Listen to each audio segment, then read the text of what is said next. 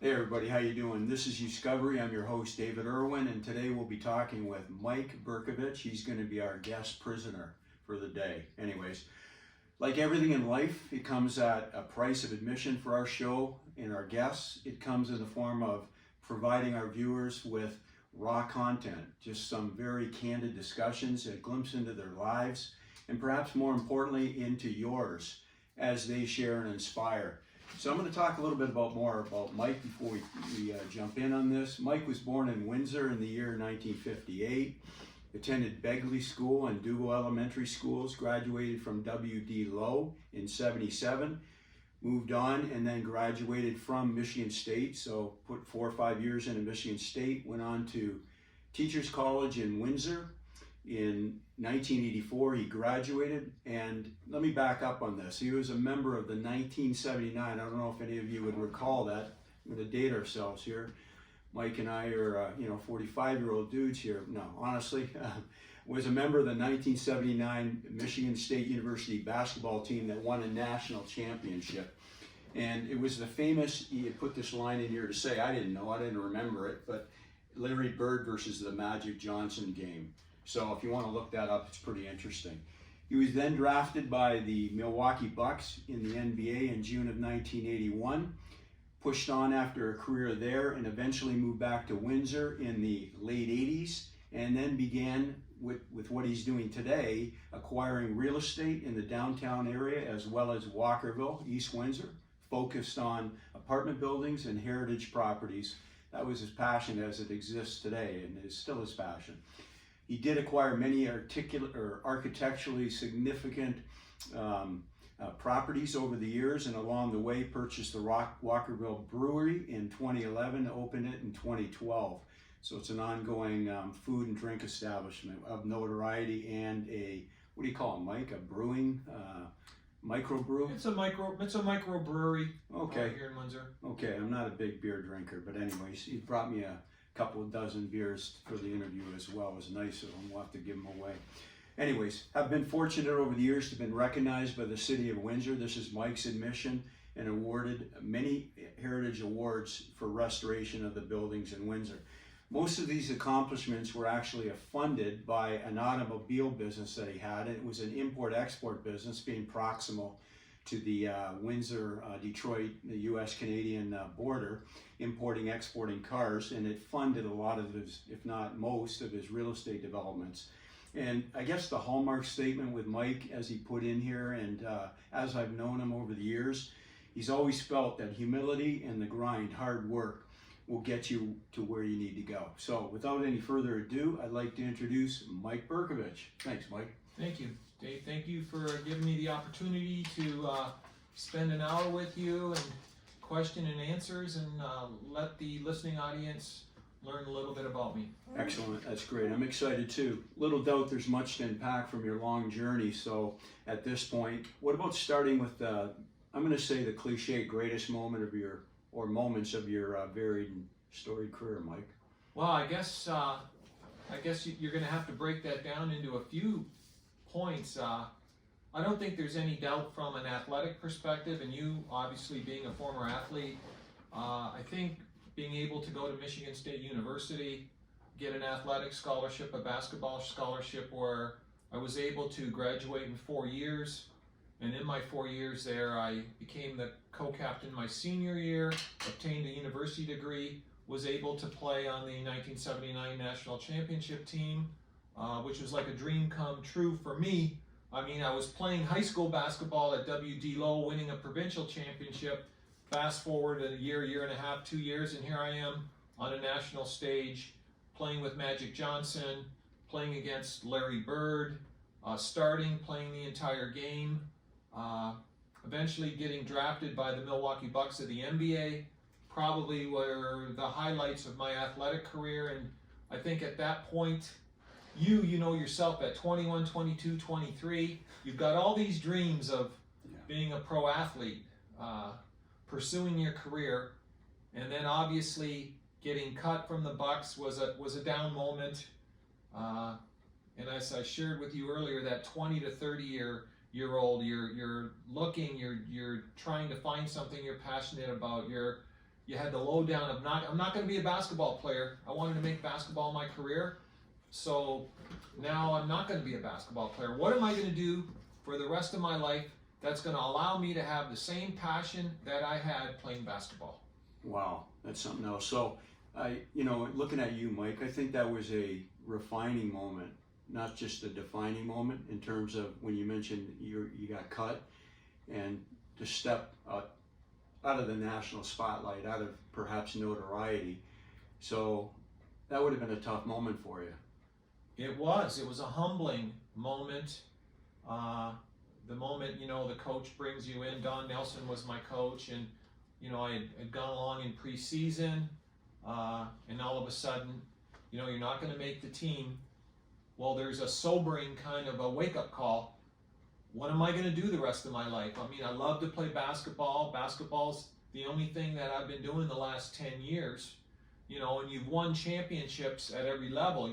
We won the junior championship here in Windsor. We won the city championship, the provincial championship. We won an NCAA championship. We won a Big Ten championship. Okay, now your career's over. Bang. So are you going to pursue it and what I call live the dream, like so many players don't want to give up that dream? Or do you come to the reality, okay, what am I going to do for the rest of my life? Yeah, I see. But you made it and you showed up, but you had a foundation, so it led you into a different direction, obviously, out of necessity. And out of necessity is the mother of invention, right?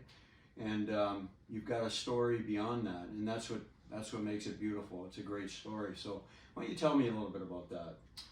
I think for me, as I look back and reflect, and I've been questioned a lot by students and people that have interviewed me, I think the blessings that I had were, I had great mentoring. I had coaches who cared about me. I had my high school teachers who cared about me. My teachers cared about me after I graduated. And my college coach cared about me after I was done playing. And I had the opportunity to work for wonderful people in Michigan from probably 82 to 3 to maybe to 1990, where they were mentors. They were older. They were 40, 50 years older than me. I was working for them. They were giving me direction and purpose, and I was a listener. And I was watching them and working for them. And those are the things that really gave me the foundation that I needed to kind of form this plan that I had to get us through this life, right? Right. Excellent. I've written some down here. It wasn't really for the interview, but anything short of an early awareness that all is vanity is tragic.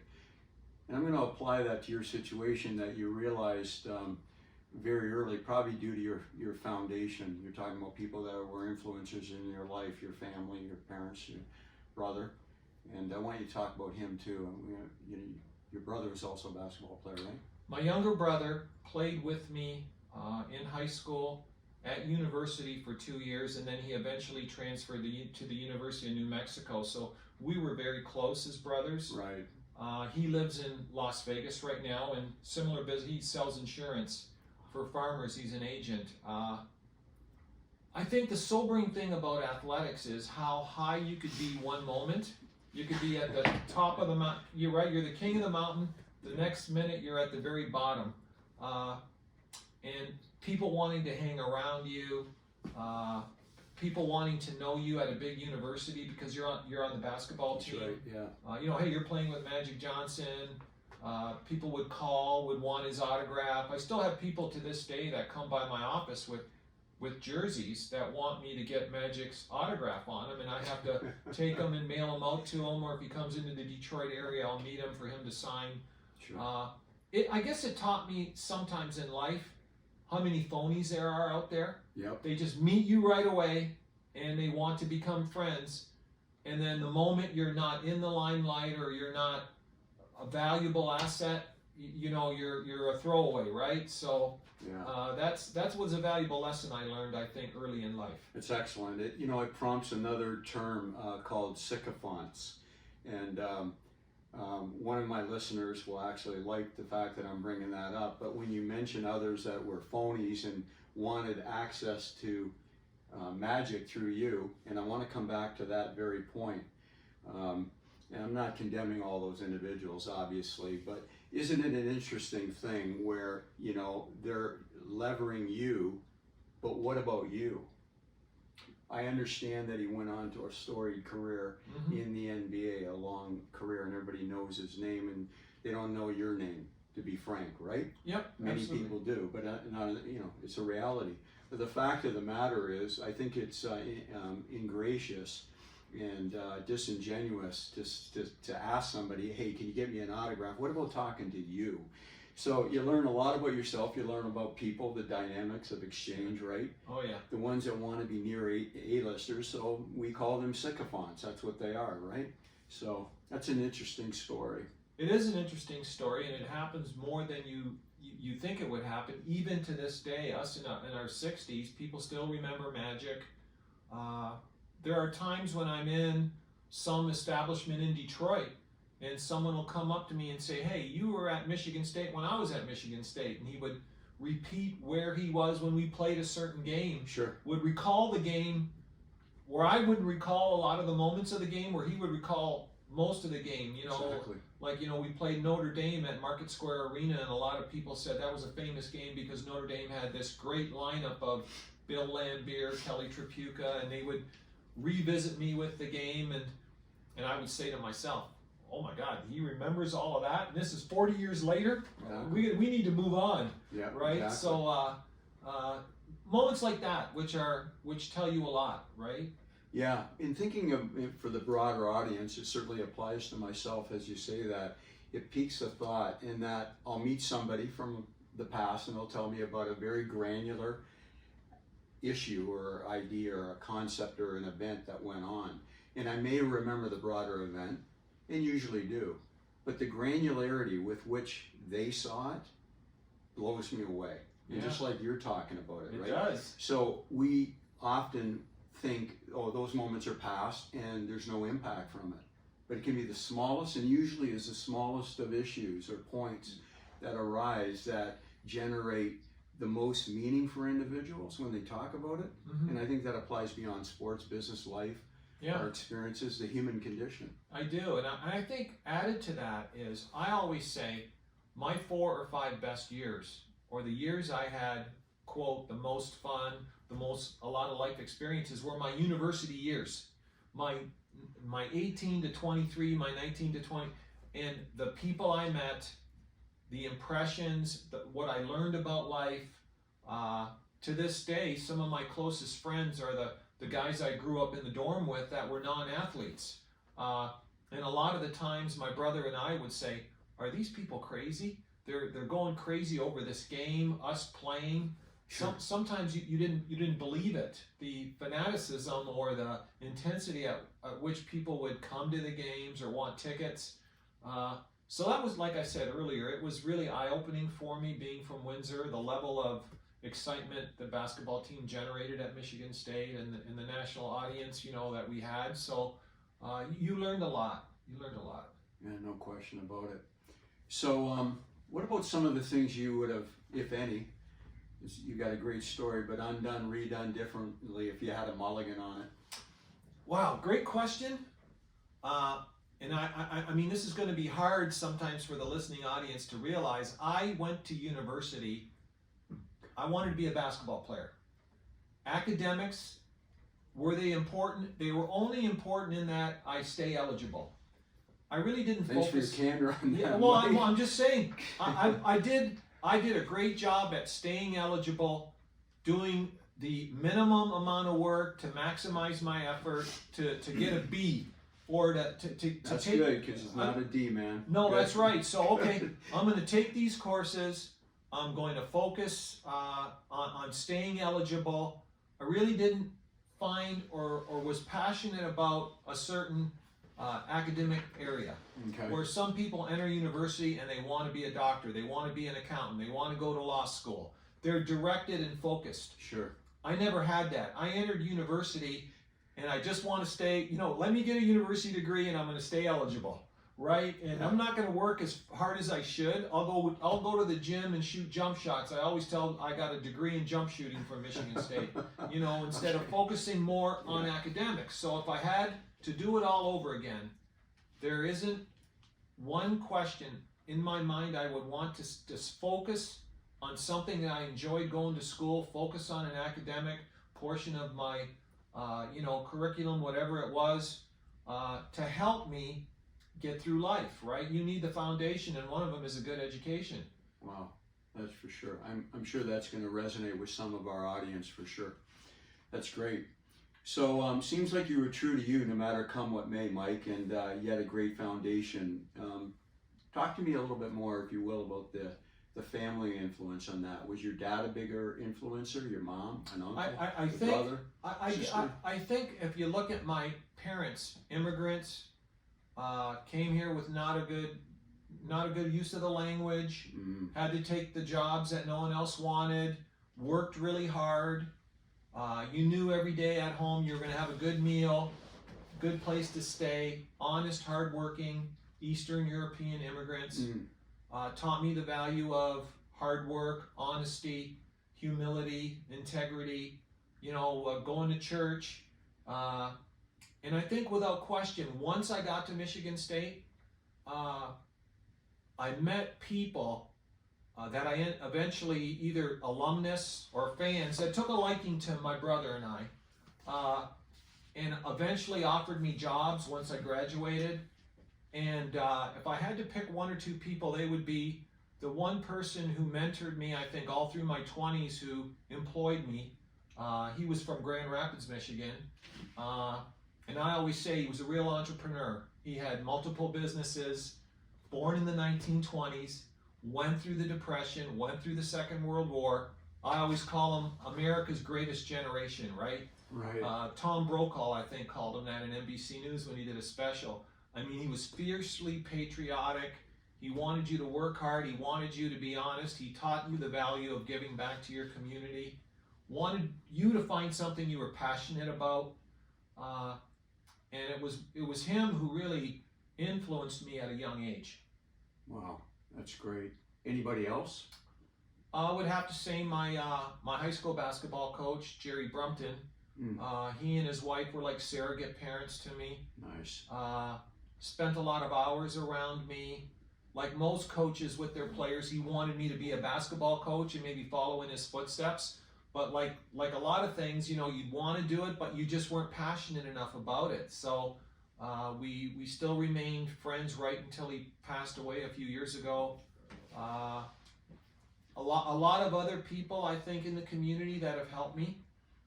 Without a doubt, you don't get through this life alone. That's right. You need people around you that are going to guide you, right? Exactly. Yeah.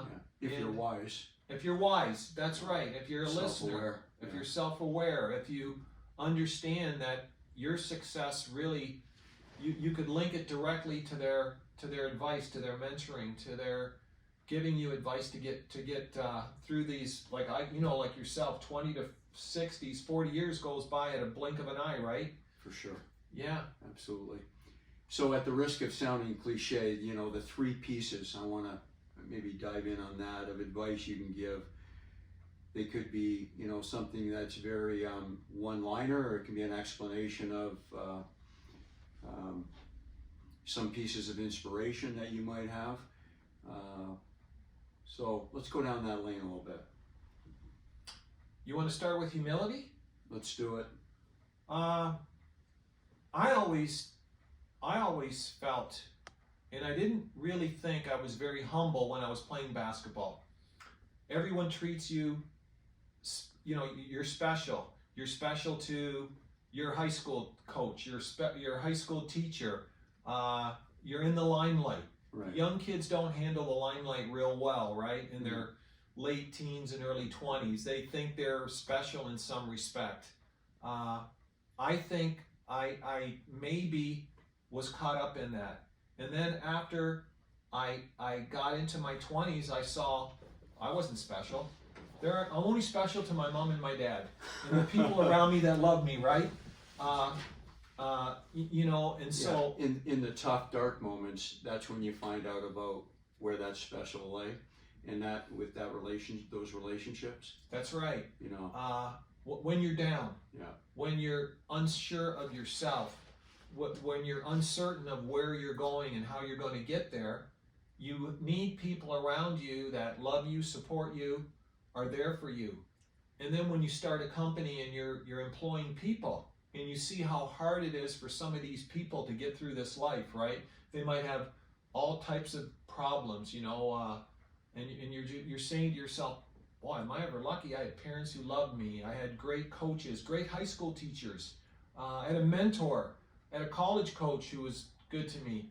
And then you say to yourself, there's kind of I have quite an advantage here. I had all these things going for me, where this other person that's working for me, he didn't have a great home life, had some substance abuse problems, went through difficult times.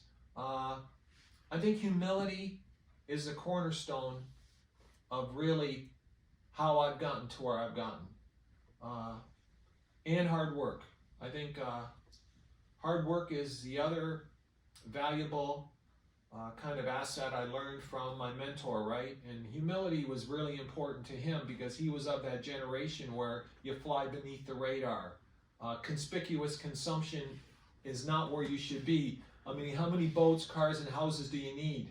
Exactly. We grow in pain. That's correct. That's right. The dark spots are really where the growth plates are established. Yeah, it is. And I think even yourself, like I, have a difficult time now. We are in a conspicuous consumption society. That's right. Everything's based on appearance, looks, what you're wearing, what you're driving, the home you're in. There's a certain status to it. If you don't have those things or you haven't achieved those things, you're not successful. Well, I think that's hard on a lot of people. It's hard on a lot of individuals, especially younger people in their 20s. I mean, with social media and all these other factors that influence our life. Yeah, there's positive aspects. I hope this program obviously achieves that at many levels, but there's a toxicity to all the other information that's put out there that's just, entertainment and things, and that applies to, in the day and TV and plugged in on those types of things. But I've often said, we need to be the star in our own movie, and that's not to say that the ego thing, but star in your own movie rather than being an extra in somebody else's. Mm-hmm. Yeah, I think build your own storyline is what I'm getting at. I think you should, and where I think I was lucky and blessed. When I did go to work, my employer, my mentor said, you got to get through these next 30 or 40 years, and you better be passionate about what you're going to do. Right. You might not want to do what you're doing now. This is a means to an end to pay the bills. But we really need to find you something that you're going to want to do and that you want to do for almost next to nothing. You want to wake up in the morning and look forward to the day. And so those are valuable lessons that you learn because you don't hear a lot of people say those things to you. It's not about the money. It's finding something that you're going to enjoy doing.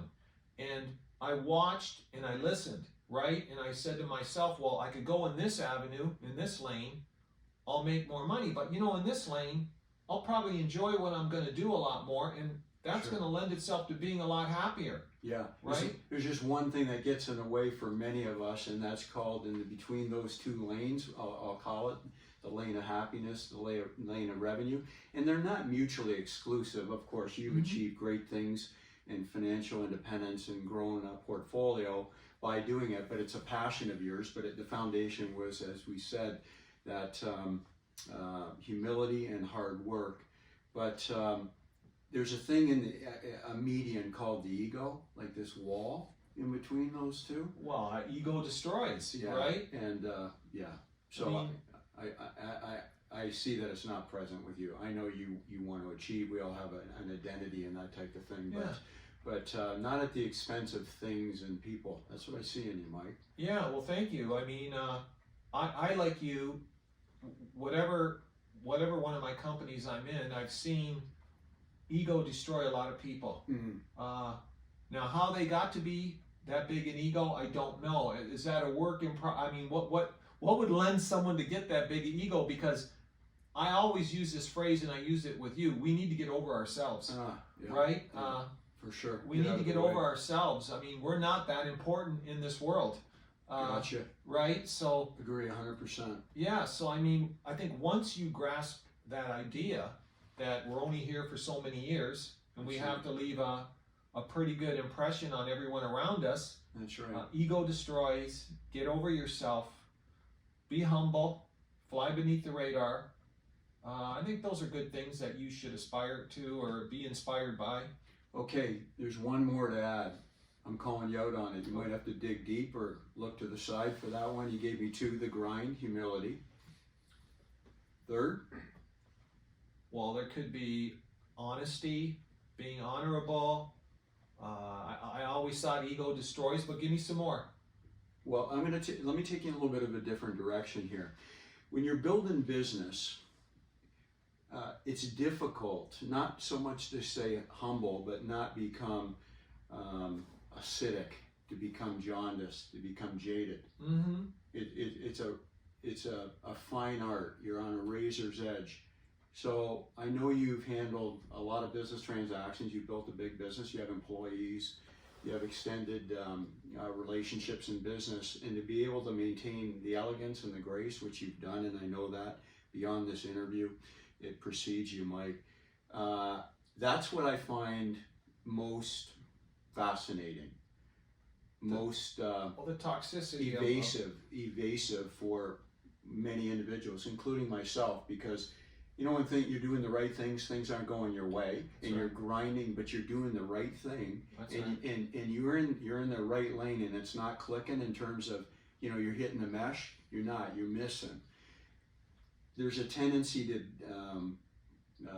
divert or take a different course, to say, well, I'm going to force this because I know I'm right, and the means are going to justify the end. Oh yeah. You know what I mean? Oh yeah. So I don't see that in you. So how'd you maintain that grace? I think perseverance. You do get discouraged. I was discouraged for a lot of years there in my 30s, acquiring properties, not seeing the return on them that I wanted, dealing with subcontractors, dealing with people. Yep. Like you said, it's a daily grind. Sure. And like you said, having a great idea, watching it to fruition, and not seeing it be successful.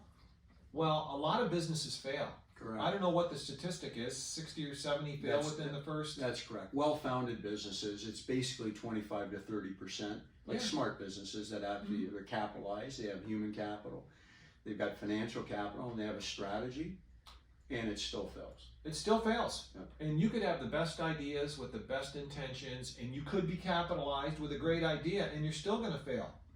Right? I mean, that's right.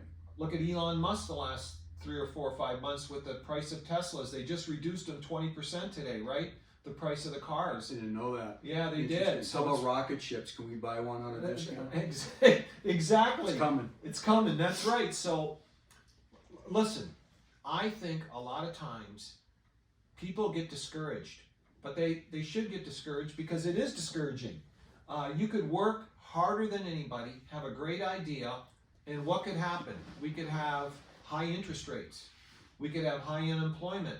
We could have a pandemic. Correct. We could have, you might have a health issue. Correct. Or a family member. Or takes you out of the game. Takes you out of the game. And I mean, I'm just thinking, look at this pandemic, how many businesses are forced to go out of business, not because they're not good businesses and good owners and hard workers. It's just a bad economy when they enter it. It could be that you're in a petroleum-based business and the price of oil spikes 3 times. Right. You know, all of these things, you're an automobile manufacturer and you can't get microchips to put in the cars. Exactly. There are things that are external, out of our control. Sure. And sometimes you self-reflect and say, it's something in me when it might not have anything to do with you. Right. Right? Where a lot of the times I was fortunate. I go back to purchasing real estate.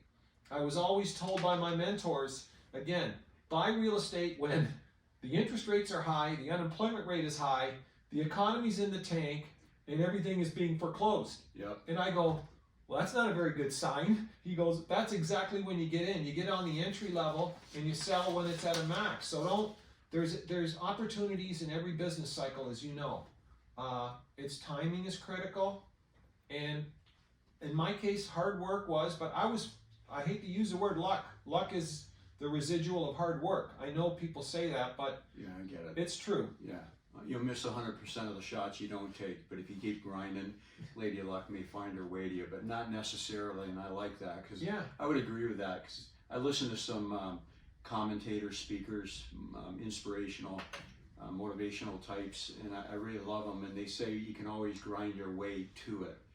I think you always have to grind your way to it, but I'm not necessarily in agreement that whatever that measurement of success is going to be, and it usually is, some end goal is going to be delivered, right? It's going to come in a different form. That's right. Yeah. Yeah. And no matter what, I've seen talented, capable, educated, bright people with a great business plan and being capitalized and still not make it. Mm-hmm. Because of why? The economic conditions and timing. That's right. Right? You have to have everything go almost in sync with one another. That's for sure. That's great. Well, listen, I want to have you back sometime. We got more to unpack. There's a lot left in the chest here. So I appreciate you being here, Mike. Thanks for your candor. And we look forward to the next one. I'm sure it's going to be as dynamic as this one. Appreciate it. Thank you so Thanks, much Mike. for having an opportunity to have me on your show, and I appreciate it very much. Appreciate you, Mike. Good. All right.